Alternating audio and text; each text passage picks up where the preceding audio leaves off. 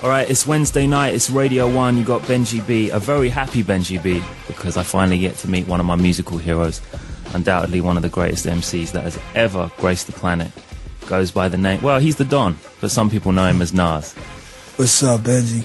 It's good to finally meet you, man. I've been wanting to do this interview for a long time. Great for us to have you in the building. Thanks for taking the time out. Hey, man, thanks for rocking with me. So, the brand new album is called... Life is Good. And is life good for you? Yes, sir. Yeah? Yeah. And this is studio album number what? 10. Wow. How does that feel? Man, I don't know where the time went, you know. It's just, it's like, you know, I'm just really blessed to be here, you know, and blessed to wake up this morning. That's hence the title, Life is Good. You know, it's like a journey, you know what I'm saying? It's cool. It seems like on every single record, no matter, you know, how long it's been, that there's always references back to classic New York stuff and tributes to some of the stuff that you grew up on, and it seems like there's a lot of that on this record as well. Yeah, this record is about more than all the previous albums. Is more like back to my foundation, the sound, the style, music style that I come from. Yeah, this is like, it's all the way there. Like shouts to Mr. Magic, and you know, it's things like that that just bring me back as I hear it. You know. And you're saying, like, you know, 20 years on, it's kind of amazing in a way. Well, nearly 20 years. What is Illmatic? Must be 94. Yeah. So, you know, to still be at the absolute top of your game and regarded as by many people as the best MC ever to do it, it must feel blessed to be able to be doing that, you know, 18 years on. Yo, dog, it's like, I can't believe it sometimes, you know what I'm saying? It's like, I'm enjoying this ride as far as being a hip-hop fan is concerned. I'm enjoying the ride. I'm happy to have the opportunity, you know, to still do it. I'm happy that I was given an opportunity from day one, at day one, that opportunity to get in here and start making records. And Large Professor features on this record as well, a little cameo on there, right? Little cameo, yeah, shouts to Large Professor. He also, I think he dropped a new album, or he's about to drop a new album that's going to be crazy. And he, yeah, he's on there talking a bunch of that crazy, that talk on my album, you know. For a while, you know, and it's reflected on the new album, you've had to experience what it is to be known as a celebrity. I mean, we know you for music, and it's always been clear that you've always been in love with music and in love with hip-hop, obviously, in particular. And it's so cool for music fans to be able to see you nodding to people like Large Pro, who obviously are like the architects of record like Illmatic all these years on, you know. So full respect for that. Oh, thank you, man. Yeah, and I mean, there's other nods on the record as well, even like references, samples, even some of the little snare taps. What's that track with Mary J?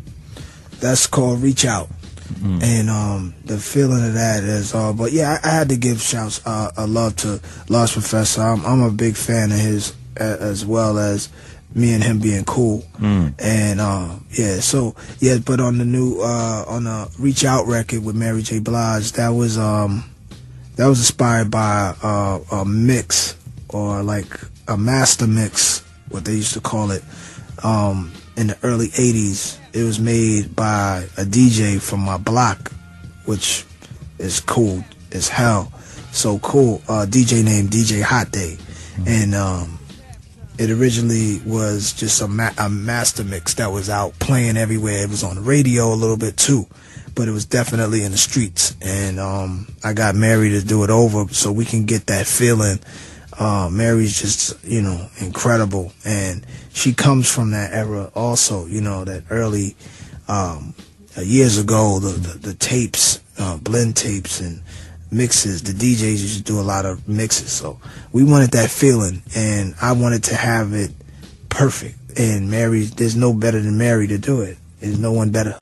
As a DJ, you know, as a fan of your music that's listened to every one of your records in my headphones for years, you know, I had one head on, and then as a DJ you have another head on waiting for those club tunes to play, and you already blessed us with one this year, definitely the biggest record in my box, you know, The Don.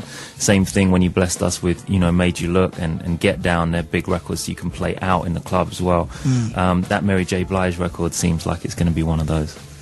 Yeah, it's definitely got that feeling in it. It's got that feeling for sure.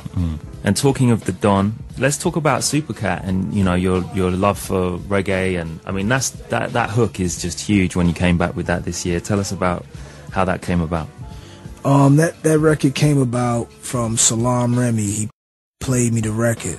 Originally, it came from him. That's what I knew about the song. So I heard it and I wanted to rock it, and I figured that would be the first single because of the way we have the chorus with Supercats in there going. The way we manipulate his words into Nas Don in the New York City. And Supercat is someone I'm a big fan of. Me and Supercat go back. We were on Columbia, Sony. Before it was Sony, it was CBS. I think we go back that far with Columbia. It was CBS.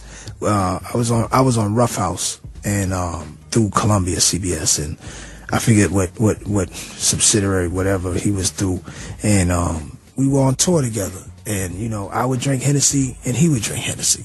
I would have the bandana wrapped around my head and he would have the bandana. Tupac is more famous for the bandana, but back then we all wore bandanas. That was just what we did. And he dressed like we dressed the same in a lot of ways. And but yeah, Cat was my dude back then. You know what I'm saying? Haven't been able to find the brother. You know what I'm saying? So Supercat, wherever you are, much respect. Much respect. Yeah. And talking of Salam Remy, I mean that's a relationship. Oh, my bad. I'm sorry, Benji.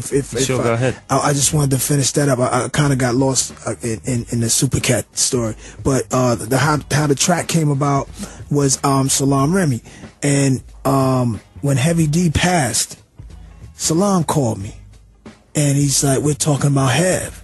And, we messed up. And he says, "Yo, guess who did the track? Who sent me the track?" And I said, "Nah, man. Hev?" I didn't say Hev. He said it first. I waited. I knew he was going to say Hev because we were just talking about Hev passing. And he said, "Hev."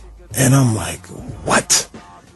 I couldn't believe it. It's like, I couldn't believe it, because I knew Hev did tracks for other people. Hev had submitted tracks to me before even, but I had no idea. And he was in London when he sent Salam the track. Wow. If I'm not mistaken, he was here in London.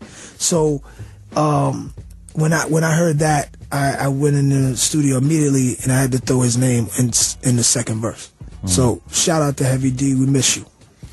Hence, Heavy D gave Salam this beat for me to rap to, right? Yes, sir. Yeah. Yeah. I always wondered what that reference was. Wow. It seems like there's a real story in the production throughout the whole album. I was just lucky enough to listen to it in one go. And, people don't do that enough anymore in the modern time of listening to an LP from start to finish. And it was great that we just did that because I got a sense of the sweep of the whole record. There's am I right in thinking the first track is Justice League? Yes. Definitely sounds like them. Yes. Yeah. Yes. And then of course Salam. There's a amazing massive production strings track that goes into you rhyming over just piano. Yeah, that's Queen. That's called a Queen story, and that was Salam. He had got he went and got an orchestra, and they put together, composed all of this orchestra sound, and yeah, that record right there I like that one. I love that because it's like proof that I've always said Nas is the MC that you could just listen to an album of him rhyming over just snare taps or finger clicks. There's not a lot of people that you can say that about, and it's proof when it goes into the piano section of that song. Same thing with that J Electronica tune, Queens Get the Money. Right. Right. Sometimes I love hearing you on just that's with the space to breathe, Right, yeah. It's important. Like sometimes, you gotta open it up. Beats need to open up. I'm definitely not one of the beat driven dudes. I love banging beats, but I like more just being able to have a clean, open lane for me to say what I have to say. So the record as a whole does that for me. And tell us about some of the other producers on the record. Well, No ID, Salam Remy, No ID together are the main producers for the album. Other than that, there's Justice League, and there's Swiss Beats, and there's Buck Wild. Oh, Buck Wild's back?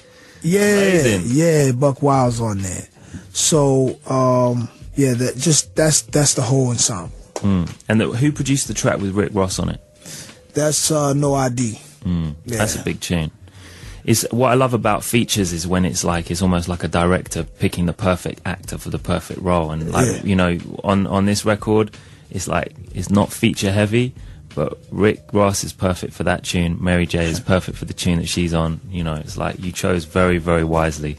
Thank you, man. Thank you. Yes, yes. He sees that. So what's the tune with Rick Ross called? Accident Murderers. And it's about accident murderers. It's about no one wants to be murdered, of course. No one is promoting murder. But you know, it's just at the end of the day, it's just saying killing. It's the senseless killing by wannabe killers is just all bad. You know, killing and it's just senseless. You know what I'm saying? So, you know, I saw too many people just trying to get a name and just doing stupid things and just hurting people. You know, so they kind of got to me, and I wanted to do a song about it. So Ross, definitely, his voice to me is like he's the streets, and you know, you had to have him on there. Yeah. We're going to get into that right now. This is Accidental Murderers. Is that right?